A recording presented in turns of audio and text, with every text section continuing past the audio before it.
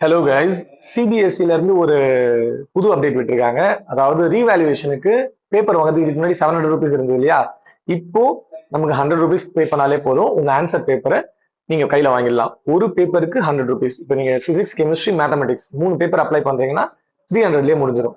சரி, மே 19 to 22 நீங்க apply பண்ணலாம். சரி, நான் அப்ளை பண்ணிட்டேன், எனக்கு 3 பேப்பரும் கையில வந்துருச்சு. அதுக்கடுத்து இதுல எனக்கு உண்மையிலேயே மிஸ்டேக்ஸ் பாக்குறேன் நானு. அப்ப நான் எவ்வளவு ரீவேல்யூவேஷன் போடலாமா? போடலாம். 26 to 29 இந்த டேட்ல நீங்க ரீவேல்யூவேஷன் அப்ளை பண்ணலாம். அதுக்கு இதுக்கு முன்னாடி 500 rupees இருந்தது, இப்போ அதை 100 rupees மாத்திட்டாங்க. ஸோ இப்போ நீங்க 3 கொஸ்டின், இப்போ ஃபார் எக்ஸாம்பிள் ஒரு மேத்தமெட்டிக்ஸ்ல கொஸ்டின் நம்பர் 20 எனக்கு ப்ராப்ளமா இருக்குன்ற பட்சத்துல நீங்க ரீவேல்யூவேஷன் அப்ளை பண்ணலாம். அதுக்கு ஸ்பெசிபிக் கொஸ்டின்ஸ்க்கு இதுக்கு முன்னாடி 100 rupees இருந்தது, அதை 25 மாத்திருக்காங்க. ஸோ இதுக்கு முன்னாடி வந்து 700 கொஸ்டின் பேப்பர், ஐ மீன் ஆன்சர் பேப்பர் கையில வாங்குறதுக்கு, அதுக்கப்புறம் எவாலுவேஷனுக்கு 500, அதுக்கப்புறம் பர் கொஸ்டினுக்கு 100 இருந்தது. இதுவே வந்து பாத்தீங்கன்னா 1300. ஒரு கொஸ்டின் 1300, நீங்க 5 கொஸ்டின்ஸ் வச்சீங்கன்னா அதுக்கே 500 வந்துடும். Okay, so 1700. இப்போ அதை சிபிஎஸ்சி எப்படி ரிவைஸ் பண்ணிருக்காங்கன்னா, நீங்க question I mean answer paper apply பண்ணா 100, அதுக்கு அடுத்து வந்து பாத்தீங்கன்னா ரீவேல்யூவேஷன் அப்ளை பண்ணா 100. இப்போ நீங்க ஒரு கொஸ்டினுக்கு 25. இப்போ நீங்க நீங்க 3 கொஸ்டின் 20, 25 அண்ட் 28 3 கொஸ்டினுக்கு நீங்க ரீவேல்யூவேஷன் அப்ளை பண்றீங்கன்னா 75 rupeesலயே முடிஞ்சிடும்.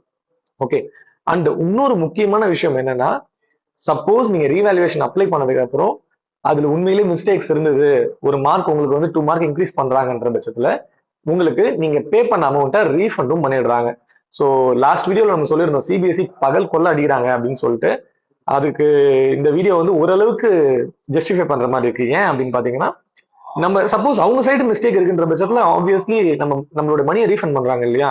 ஏன்னா போன வீடியோல வந்து நம்ம சேஞ்சஸ் இல்லைனாலும் கம்மியா இருந்தாலும் வரும் அப்படிலாம் சொல்லிட்டு இருந்தாங்க. எனக்கு தெரிஞ்சு இப்போ கம்மியாகிறதுக்கு சான்சஸ் கம்மி தான். ஃபார் எக்ஸாம்பிள் நீங்க ஒரு 80 மார்க் வாங்கியிருக்கீங்க, ரீவேல்யூஷன் அப்ளை பண்ணா லாஸ்ட் பிடிஎஃப்ல அவங்க விட்டதுல என்னன்னா மார்க்ஸ் கம்மியாகவும் சான்சஸ் இருக்கு அப்படின்னு சொல்லியிருக்காங்க. இதுல நோ சேஞ்சுன்னு வர்றதுதான் சான்சஸ் அதிகம். ஏன்னா நீங்க அதுல சேஞ்சஸ் ஏதாவது ஆச்சுன்னா சிபிஎஸ்சி வந்து உங்களுடைய அமௌண்ட்டை ரீஃபண்ட் பண்ணணும், அதிகமானாலும் சரி கம்மியானாலும் சரி. அதனால வந்து கம்மியாக சான்சஸ் கம்மி தான், சான்சஸ் இல்லை கண்டிப்பா வந்து. ஓகே, ஸோ இந்த இடத்துல ரீவேல்யூவேஷன் அப்ளை பண்றவங்களுக்கு இது ஒரு நல்ல நியூஸ் தான். அண்ட் இன்னொரு முக்கியமான விஷயம், இம்ப்ரூவ்மெண்ட் எக்ஸாம். இம்ப்ரூவ்மெண்ட் எக்ஸாம் வந்து நிறைய பேர் கேட்டுட்டு இருந்தீங்க. ஏன்னா பிடிஎஃப்ல வந்து தெளிவா போடலையே அப்படின்னு நம்ம பார்த்துட்டு இருந்தோம். பட் அது தெளிவா இப்ப சொல்லிட்டாங்க. என்னன்னா, இந்த இம்ப்ரூவ்மெண்ட் எக்ஸாமும் இந்த கம்பார்ட்மெண்ட் நடக்குது இல்லையா, இந்த கம்பார்ட்மெண்ட் எக்ஸாம் கூடயே உங்களுக்கு இம்ப்ரூவ்மெண்ட் எக்ஸாம் அதே எக்ஸாம் கூடயே நடந்துடும். நீங்க இதுக்கு எலிஜிபிள் எப்படின்னு பாத்தீங்கன்னா, நீங்க 5 சப்ஜெக்ட்ஸும் பாஸ் ஆயிருக்கணும். அதுல ஏதாவது ஒரு சப்ஜெக்ட் நீங்க இம்ப்ரூவ்மெண்ட் எக்ஸாம் எழுதலாம். ஃபார் எக்ஸாம்பிள், நான் பயாலஜில ரொம்ப கம்மியா இருக்கேன்னு நீங்க நினைக்கிறீங்க. ஸோ அந்த எக்ஸாமுக்கு மட்டும் அப்ளை பண்ணி இந்த 15th நீங்க எக்ஸாம் 15/7/2026 இந்த எக்ஸாம் நடக்க போகுது.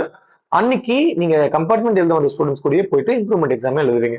ஸோ இது வந்து இப்போதைக்கான அப்டேட்டட் என்னன்றதை சிபிஎஸ்சி சொல்லியிருக்காங்க. ஸோ நீங்க இம்ப்ரூவ்மெண்ட் எக்ஸாம் எழுத போறீங்கன்னா தாராளமா எழுதலாம். அண்ட் உங்களுக்கு எனக்கு தெரிஞ்ச எல்லாமே கிளியரா சொல்லிட்டேன்னு நினைக்கிறேன். தேங்க்ஸ் ஃபார் வாட்சிங் this video. Have a nice day.